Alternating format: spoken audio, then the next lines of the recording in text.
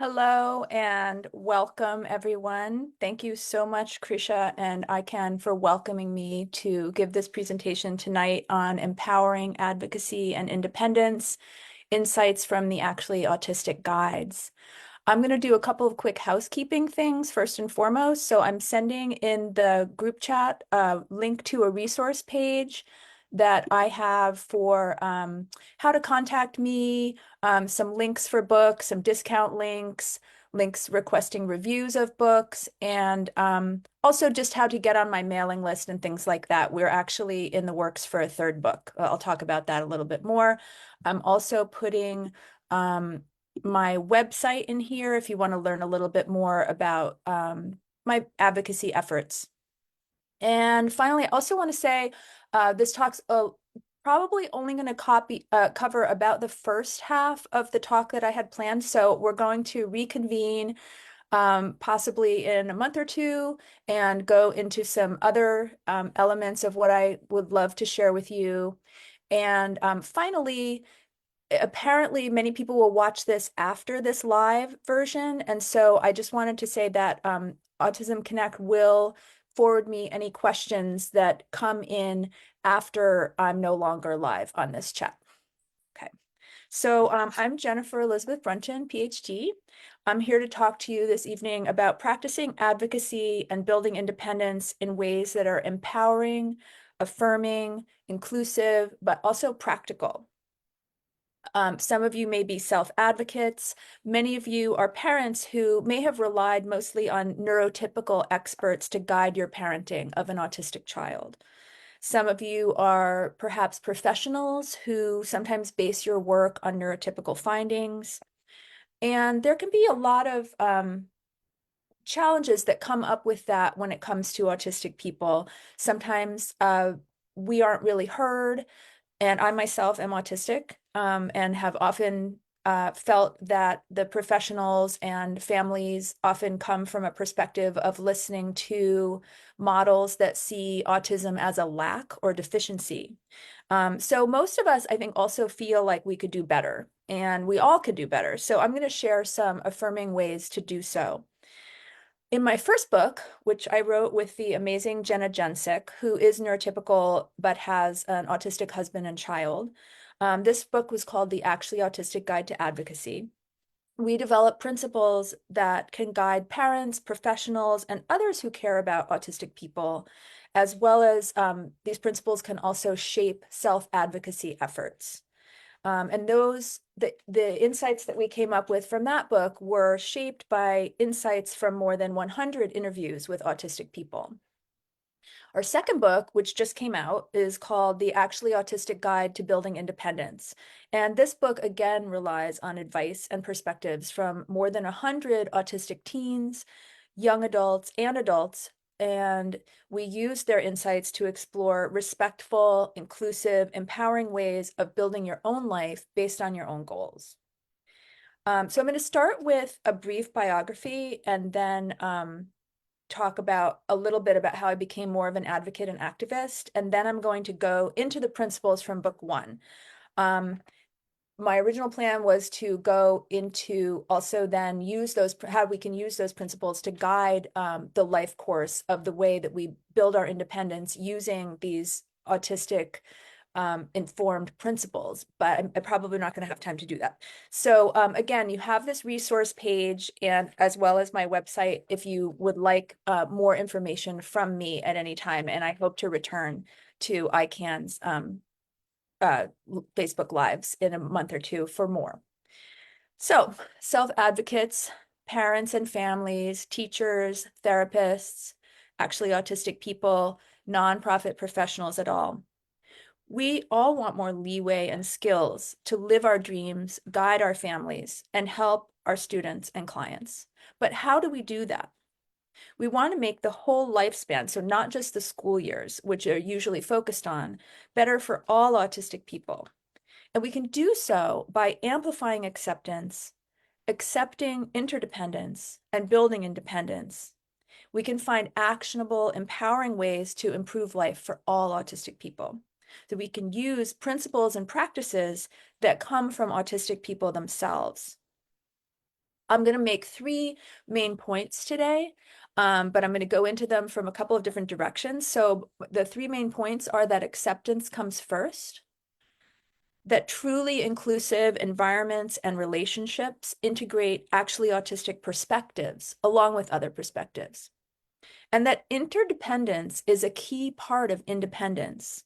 There's a lot of stigma around autistic people perhaps needing, quote, help in this world, but this world is really designed for neurotypical people. So though there are many, many supports in the world for neurotypical people that we don't think of as supports. They're things that have emerged as the things that neurotypical people and others need to thrive in the world. Things like mortgages, roads, libraries, schools, uh, you know, gym class, like all these different things. These are all ways that human beings help each other.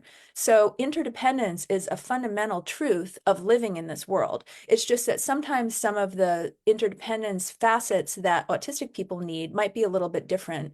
But I'm really working, and my co-writer and a bunch of us are really working to destigmatize this idea of interdependence, because really we all live interdependently. So those are my 3 points: acceptance coming first, integrating actually autistic perspectives, and interdependence. So I'm here today because I realize there were a lot of things that I really didn't understand about the neurotypical world. I always had a superpower of academia, so I was very successful. I have an Ivy League doctorate, and I went to, fancy schools and always did really well in school, but in other ways, I found life very challenging. I found life challenging when I got into the work world, and things like that. So there were a lot of things that I didn't understand. And so one of my main motivations for writing these books was talking to other autistic people about the things that might not be obvious to us, but then also, especially, how to grow more successful in our own lives and goals, how to be accepted more, really on our own terms. So I'm here today in front of you because of my differences, not in spite of them. I am an autistic mother of an autistic child. I work in the field of neurodiversity. So I can't see my audience here, but probably many of you belong in one of these categories, right? Autistic, parent of an autistic person, or working in the field of autism. So I relate with all of you, but I'm also talking from my own perspective. And I truly believe that each person who's on this Zoom brings their own wisdom and life journey, and I honor all of that and all of you. This is a really safe space for all of us to be our whole selves, and please feel comfortable asking any sorts of questions. And if you don't feel comfortable asking publicly, please feel free to reach out to me. So I'm going to share with you a little bit about evolving mindsets, environments, strategies, relationships, and cultures, starting again with comprehensive and unconditional acceptance, and then combining that with some other fundamental principles to generate truly inclusive, affirming outcomes. And then either, probably not today, but in the next one, I'm going to use those principles along with a lot of the research from our second book to give a really practical overview of how to proactively grow ever more successful in reaching for our own objectives and dreams at any age. I grew up undiagnosed in the 70s and 80s. And that was really interesting. Autism awareness wasn't really a thing back then. My peers and my teachers and even my parents could tell there was something, quote, sort of different about me. So they had me tested. And what they figured out from all that testing was that I was a genius, right? So when these other things happened, like I couldn't do sports at all, constantly picked last, I was made fun of for the way I talked and the language I used, I was bullied, I was, quote, oversensitive all the time.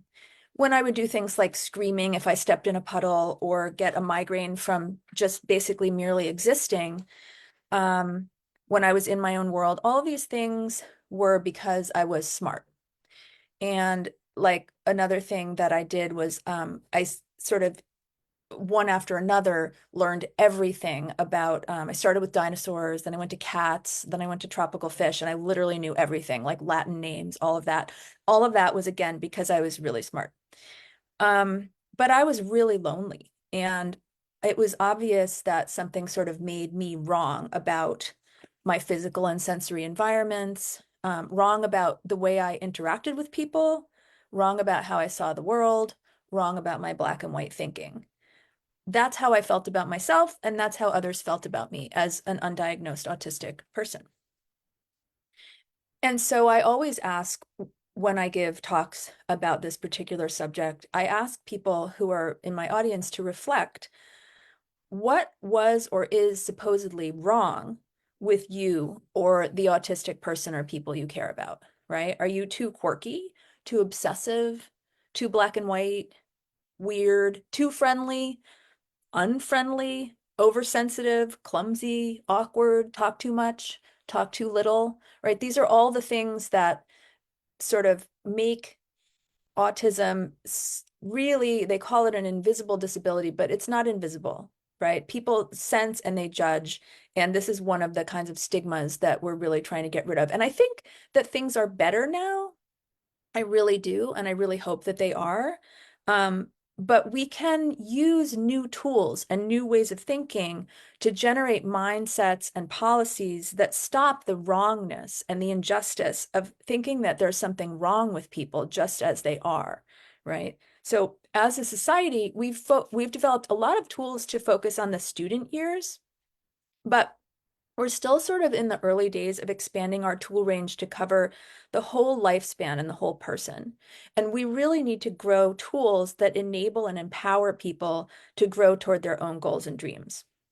And I want to, before I even go into this, mention that I operate from what's called a social model of disability.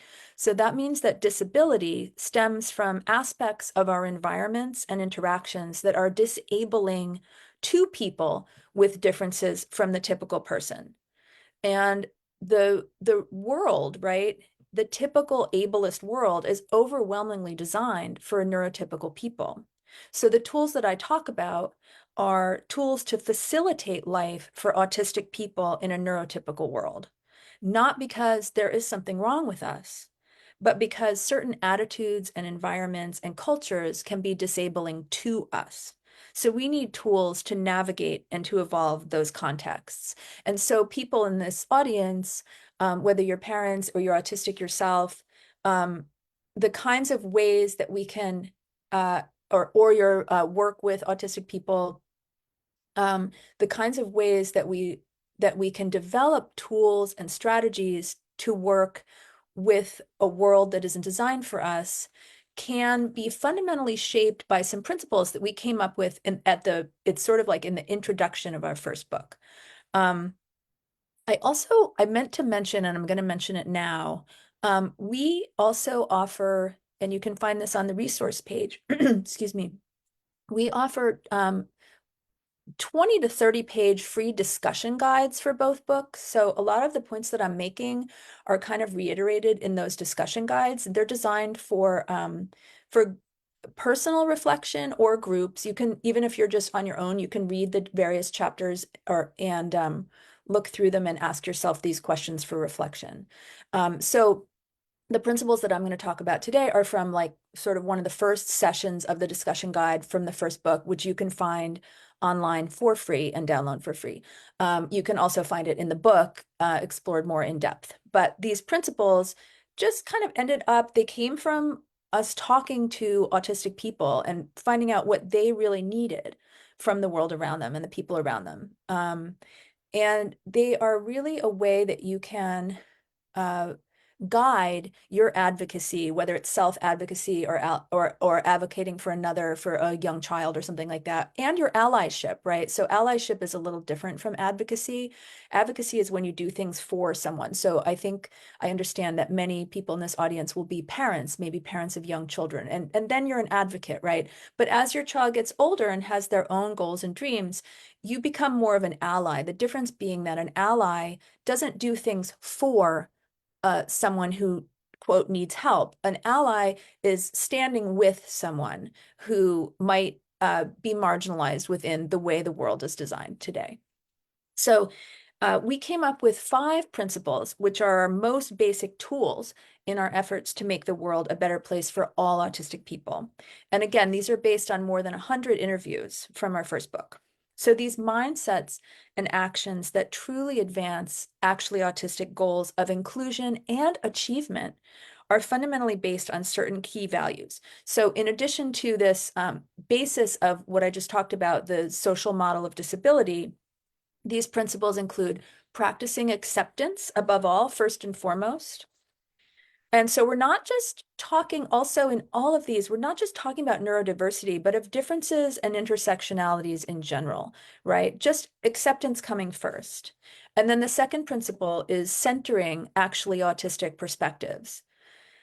The third principle is being aware that language evolves and using it with care. The fourth principle is respecting the unique aspects of every human being. And the final principle, which I think is very welcoming as well to everyone, is knowing that we all make mistakes. And I'm going to go into each of these briefly in the time that I have next, but fundamentally, these principles can shape our practices because if we rely on these values to guide our thoughts, our words, our actions, and interactions, then we really can practice autism affirming advocacy and allyship. So principle 1 is to practice acceptance first. What is acceptance, right? Here's a really easy way to find out. I was going to say look around you in the Zoom, but I can't see anyone. If you can see anyone, look at them. And if you can't see anyone, think of someone, right? Accept whoever you see or are thinking of unconditionally. And that's it. That's what acceptance is, right? You don't need to talk to anyone about it first. You don't even need to see anyone. If you're looking at someone you already know, start completely accepting them now without wanting them to change. That's a tough one, right? If you're looking at someone you don't know on the Zoom, accept them before you know anything about them. I know that sounds kind of radical, but why? Why should we do that? Because we shouldn't have to know anything about another human being to accept them.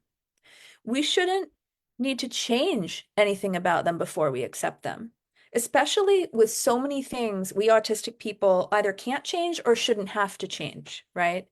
So our age, our education level, our abilities or disabilities, our neurology, our nationality, our financial status, our ethnicity, none of those things matter to our worth as a human being, right? So these things literally are just a part of who we are and should not have anything to do with whether or not you accept us. So we'll talk more either today or in the next one about the specifics of proactively practicing acceptance. But starting with an acceptance first attitude is truly fundamental to autism affirming advocacy and allyship. Second principle, centering actually autistic perspectives. So we need to value the insights and ideas and opinions and lived experiences of autistic people themselves when it comes to what we need, when it comes to what we want or hope for, when it comes to how our minds work. I can tell you about how my minds work. Some of us are non-speaking, but we have other ways of communicating. And even if communication is a challenge, we still deserve to be listened to in whatever medium we can communicate, whether that's behavior or other ways that we come to communicate. And rather than asking us to change, I think that we need to start in everyone I've talked to about this feels that we can update spaces, we can update materials, we can update attitudes so that the world is less disabling to us. We've heard from hundreds and hundreds of autistic people by now, and literally not one has ever said they want to hear more from neurotypical experts about autism, right? Now, I'm not saying that neurotypical people can't be neuroaffirming allies and advocates and professionals in the neurodiversity space. But what I am saying is that autistic people are the experts on their own brains and their own experiences. You wouldn't tell a Black person how it feels to be Black, or tell a Lithuanian person what it means to be Lithuanian, right? Unless you were Black or Lithuanian. So when it comes to issues that concern autistic people throughout their lives, it's really time for us to be heard, whatever medium we communicate in. Our perspectives should be front and center when working to make the world a better place for us. Okay, so third principle, using language with care. So here's a brief primer on how to know what kind of language to use, right? It really starts with just not making assumptions, right? If you don't know what language to use, it's okay to ask. I mean, we're not always really psyched about constantly explaining things to people and teaching them about neurodiversity, but I think it's better to err on the side of caution and go ahead and ask. And then if you mess up, apologize and keep trying. And another thing about this is that not everyone has the same preferred language. There's a lot of language around neurodivergence that is very tricky. For example, the label Asperger's that used to be used for people like me who are sort of eggheady and maybe lower support needs. And that name, Asperger's, comes from the name of a Nazi doctor who experimented with children. So but some people still use it and they're okay with it. So we need to sort of often feel out what language works for people, so being flexible around language. And then just in general, overall, using your words carefully, respectfully, and thoughtfully. And not only that, using language and speech to interact carefully, respectfully, and thoughtfully. And that means with everyone, children and elders, and for my parents out there, it even includes teenagers, which I know is very hard as someone who has raised several teenagers. That's not easy. I respect you. Let's keep trying.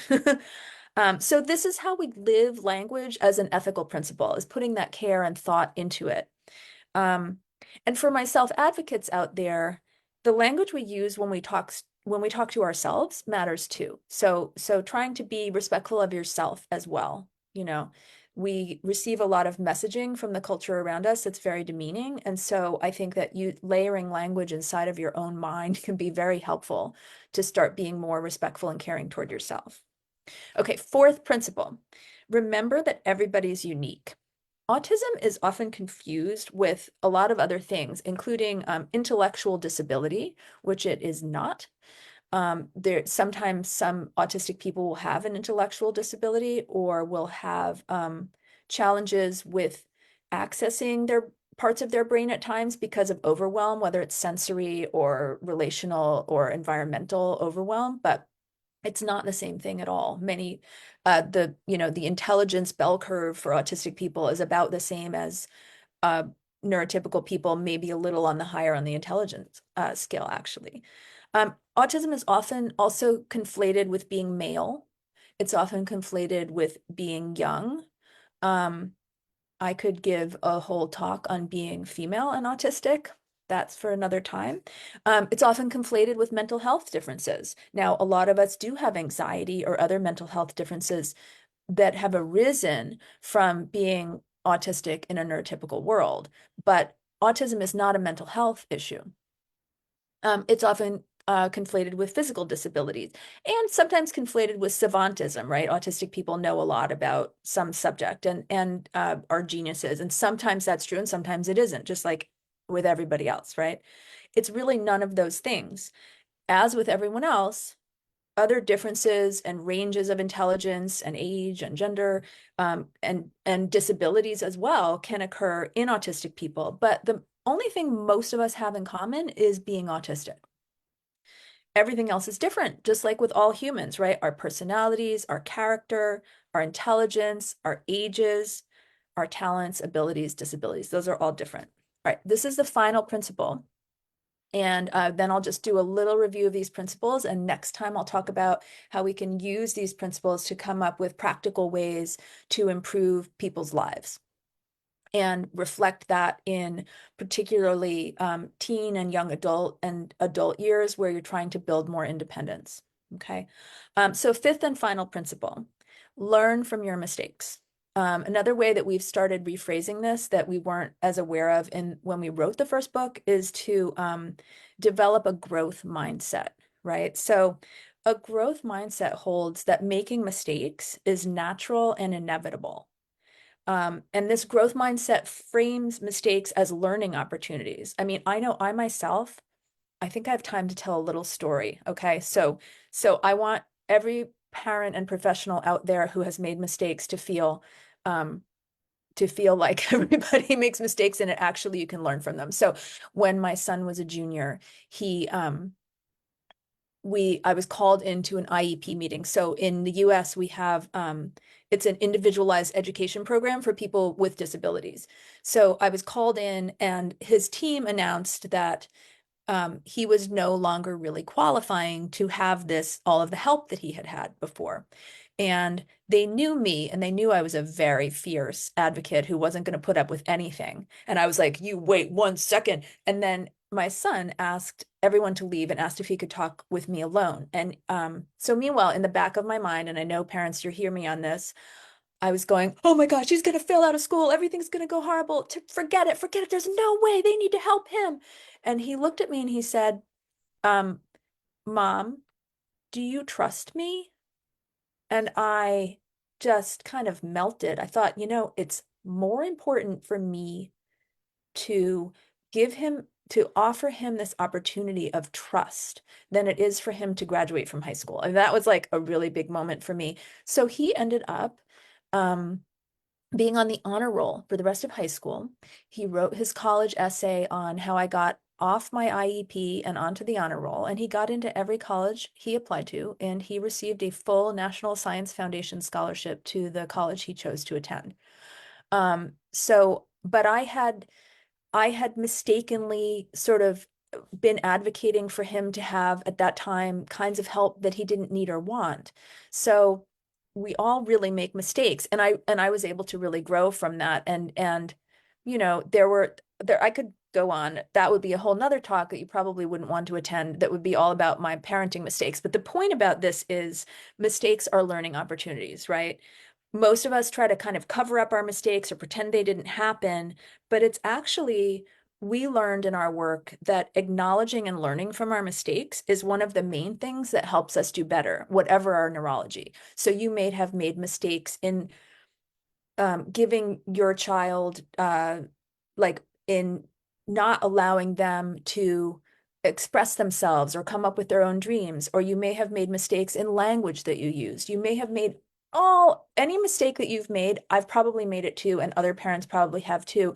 But the key point is that you learn from that and that you grow from that and that you use it as a way to empower yourself and the people you care about to grow more genuinely inclusive and accepting, and to help, for those of us who are autistic, I know I've certainly made plenty of mistakes, and to frame them as growth opportunities is so much healthier for me. So it's very empowering, and it allows me to be more successful in achieving my goals.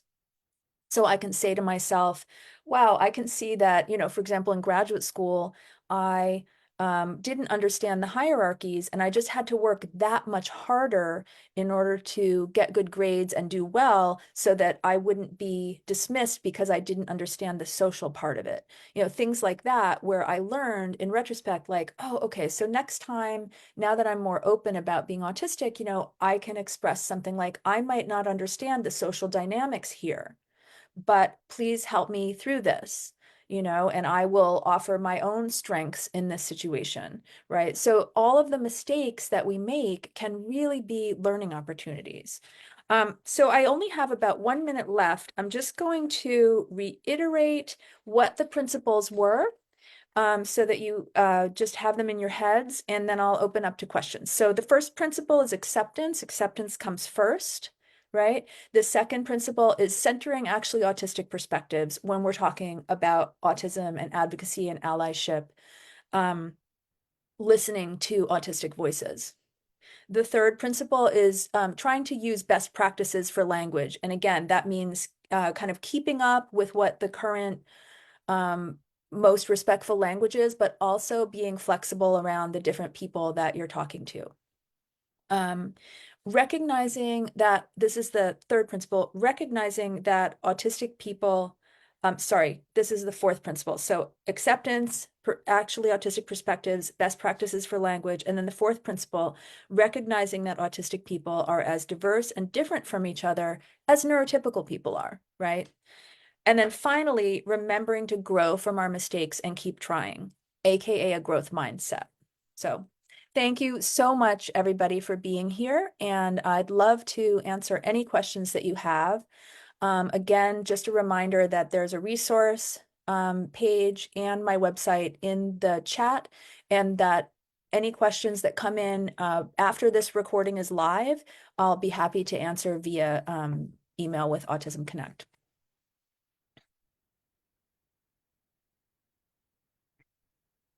So, Krisha, I'm not sure. I'm not seeing anything. I don't know if you want to share anything with me or.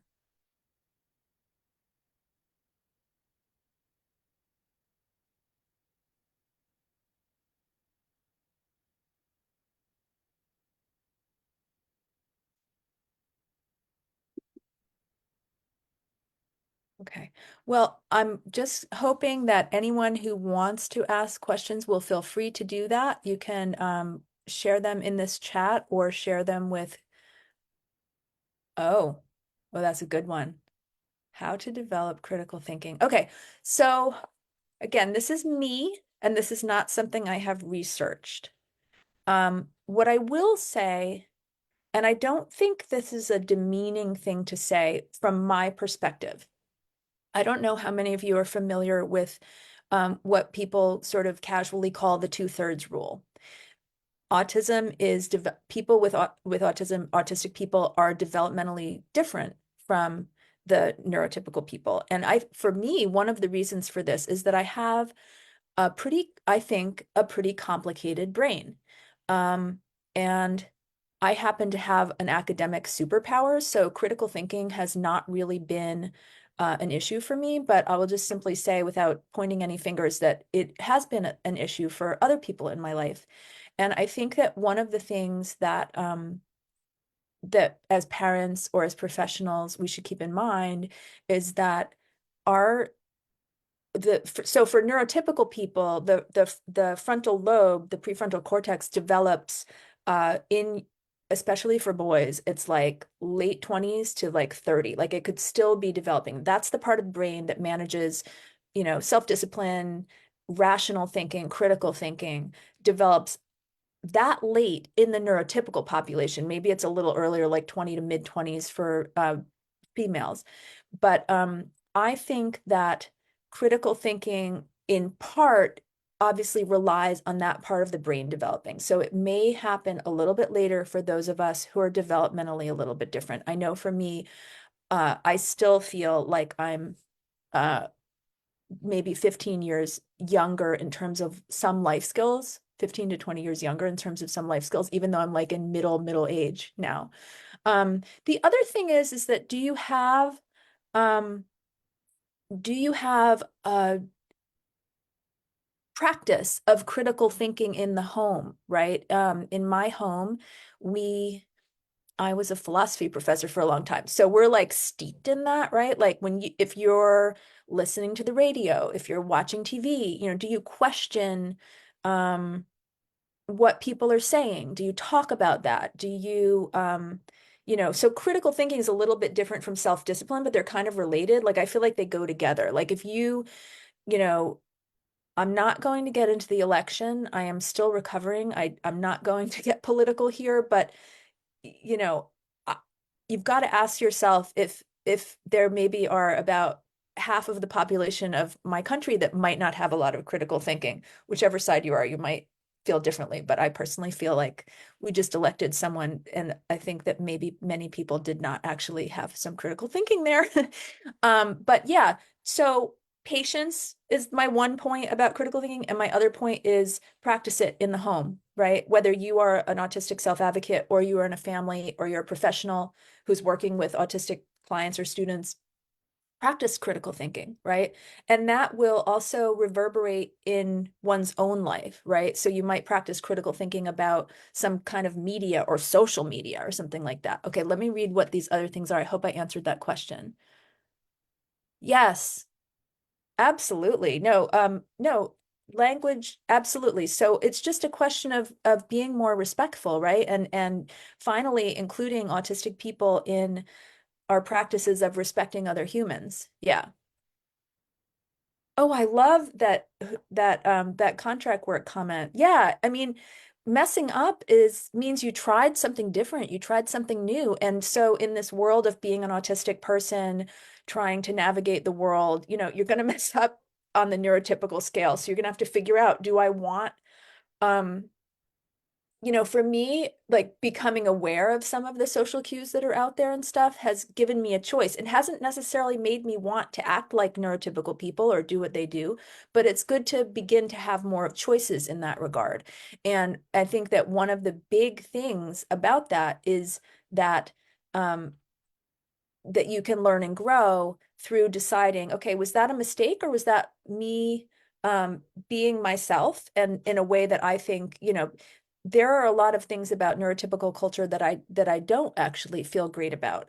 So sometimes it's a mistake, sometimes it's just a growth opportunity where you might even decide, uh, I like the way I am and I like what I'm doing, so I'm going to stick with it. Yeah.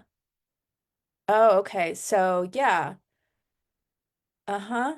Yeah, I actually have written quite a lot about sensory processing differences. So yeah, there are a lot of ways that you can support people with sensory processing differences in the home, as well as at school, depending how welcoming the school is.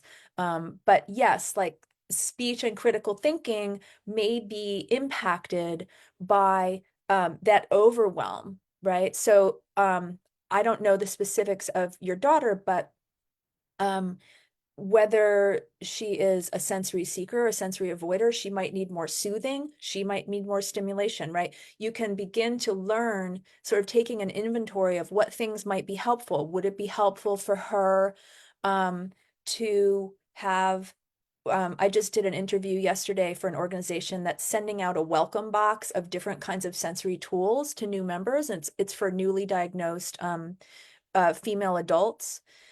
And we were just talking about how many different, there's a lot of different things that might be helpful, right? One person might really want to squish something. One person might want to flip a switch back and forth just to kind of get that sensory part of their brain soothed so that they can grow in other ways, right? And that's really important. I hope that was helpful. Um, yeah, I also have a lot of blog posts on sensory, and they'll be tagged sensory or SPD. I'm going to send you also a link to that blog. Um, so yeah, just I used to write a lot more about sensory processing differences uh, when my children were younger and thought about it a lot. So that's my blog link for a lot of information about sensory stuff and a whole bunch of other stuff too. But recently I've been writing more from my own perspective as an autistic person. Yeah. Okay. Thank you so much. Any other questions? Is that it? Great. Thank you so much, everybody, and have a wonderful evening.